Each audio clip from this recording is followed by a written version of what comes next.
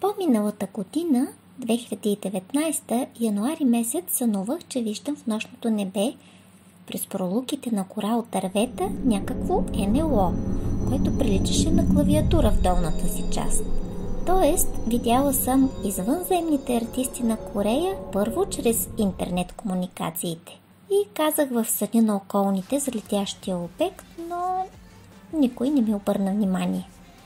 След малко обаче НЛО-то, което се оказа на вид едно малко, много сладко и супер мобилно бяло самолетче с цветни линии на крилата си като корейското знаме, долетя право при нас и започна да пикира така умело наоколо, че всички взеха да ахкат на представлението му, а аз доволно повтарях: Видяхте ли, че не съм си измисляла?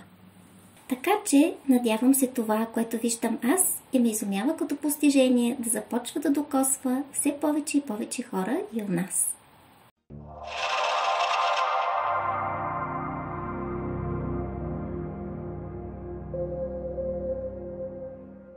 За над 25 години от първите си стъпки, продукцията на SM Entertainment е вече толкова обемна, че всеки ден можеш да откриваш нови и нови интересни неща. От деня, в който попаднах на Екзо през пролетта на 2017 година, не спирам да откривам и осъзнавам с изненада нови детайли и още неща, които силно ме впечатляват и радват. Наистина цяла културна вселена е творчеството на тази компания. А вероятно и на други, но аз най-вече с нея съм запозната. Сега за сега. Днешният епизод го посвещавам на един от основните символи в продукцията на SM – орелът, поднасян понякога като хартиено самолетче, а друг пъти като истински самолет.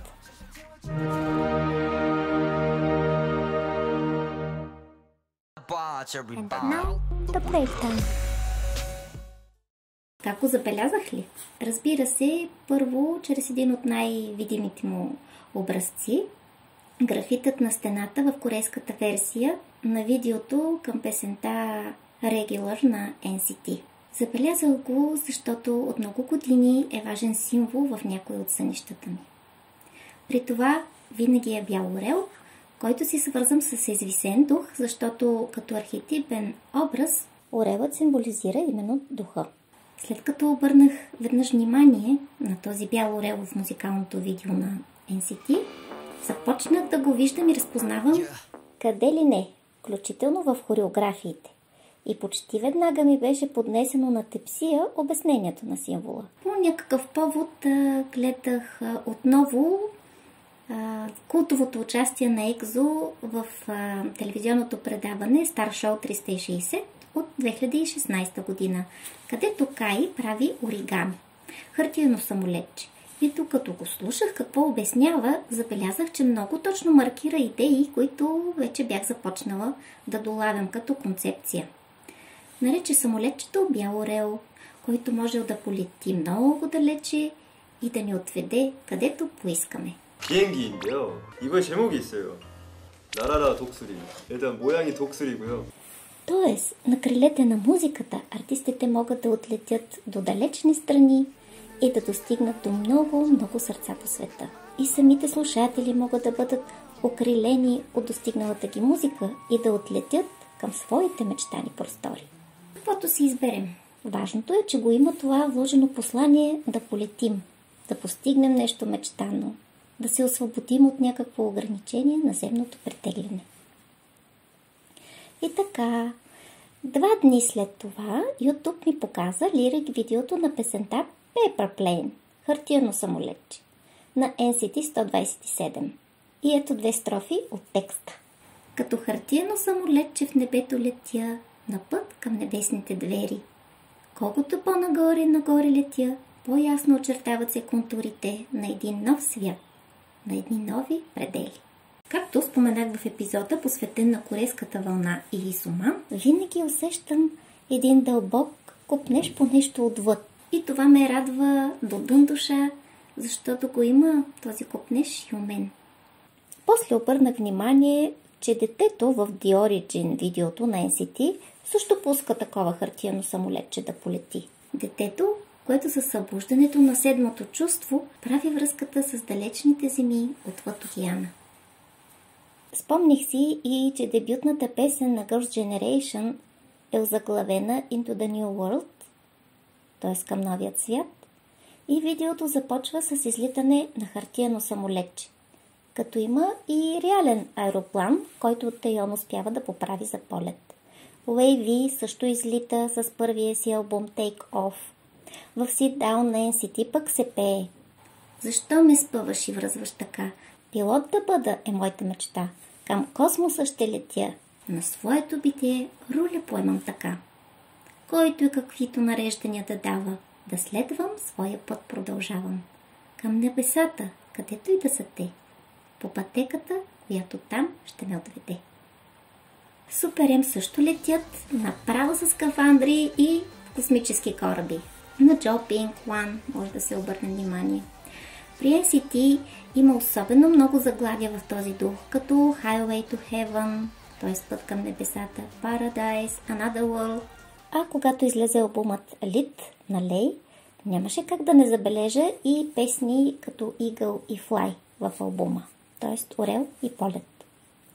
Покрай новия албум на You от TVXQ пък се загледах в рисунките на промо-клипчето I Need You Right Away и отново видях хартиеното самолетче, превръщащо се в реален самолет и отлитащо при очакващите го почитатели. Започнах да разпознавам Орела също и в елементи от хореографиите, при това толкова разнообразни, че не спирам да се възхищавам. В Love Shot, Obsession, Wakey Wakey One, Jopping, Limitless, сигурно и много други. Красивото за мен в палитрата от тези образи е, че освен чисто практичното, копнежът на артистите да достигнат и да се свържат със своята аудитория по цял свят, я има и другата нишка на отделното ни личностно израстване.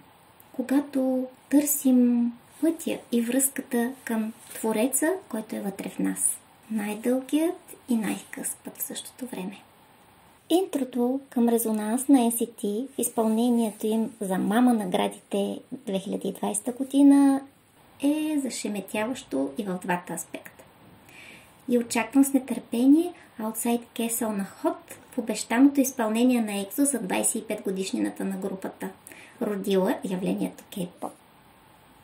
Много силно ме докосна тази песен и като мелодия, и като послание.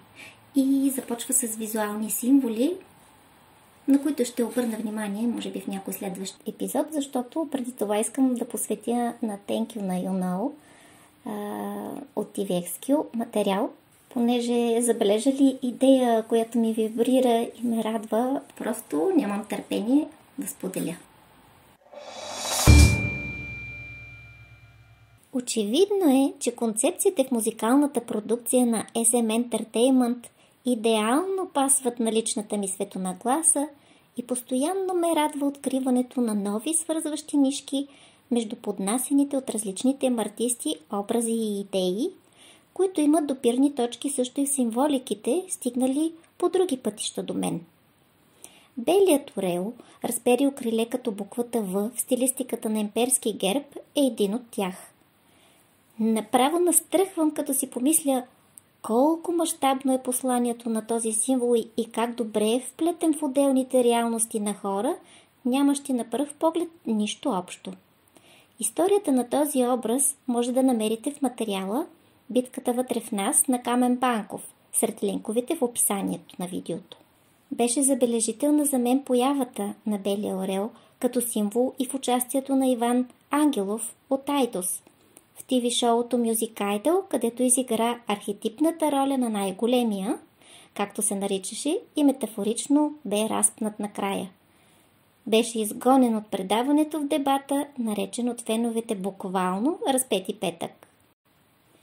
Името Айтос идва от гръцката дума за орел и според легендите като населено място е основан от ученика на Орфей Аетос. Затова на влизане в Айтос има паметник с орел като символ на града, както и друг образ на близкия хълм. Много е възможно някаква съдбовност да е започнала още там, в онези древни времена.